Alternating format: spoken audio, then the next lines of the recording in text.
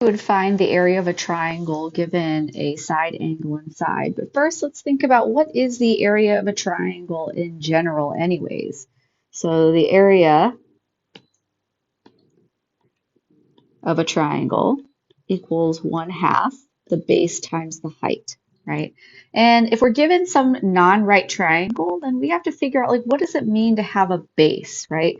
So let's create, or we have a base. Let's create a height.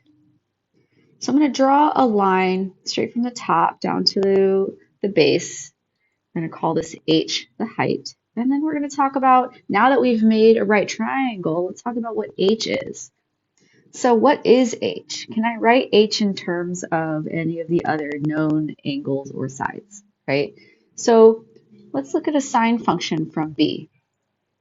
So if I take sine b, if you remember the trig ratio is opposite over hypotenuse, in this case h over a, right? And if I solve for h, then h equals a sine b.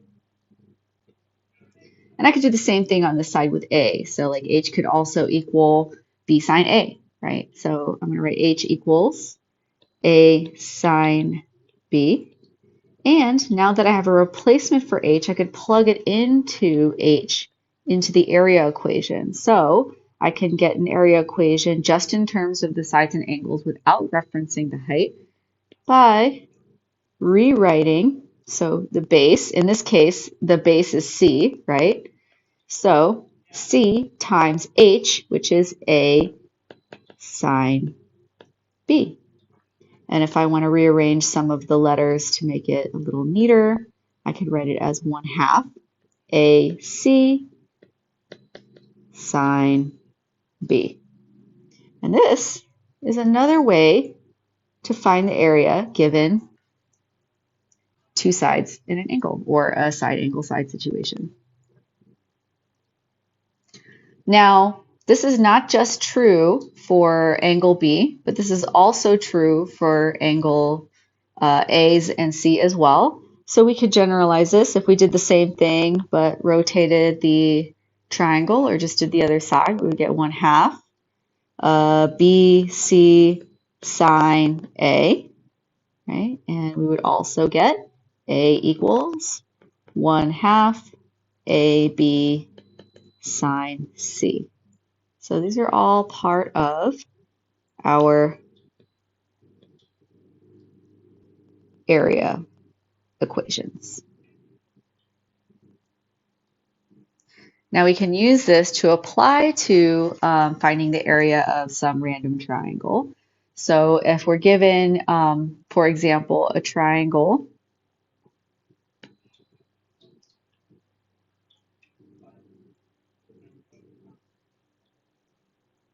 if we're given a triangle A, B, and C,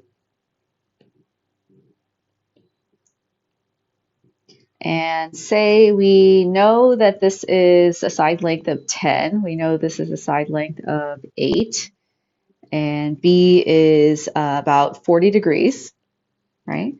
Then we could find the area of this triangle just given this information. So A would equal 1/2.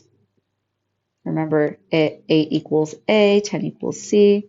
1/2 AC sine B. Plugging the numbers in, we get 1/2 8, 10 sine of 40 degrees. And then we would get the area is about equal to, let's break out our calculator.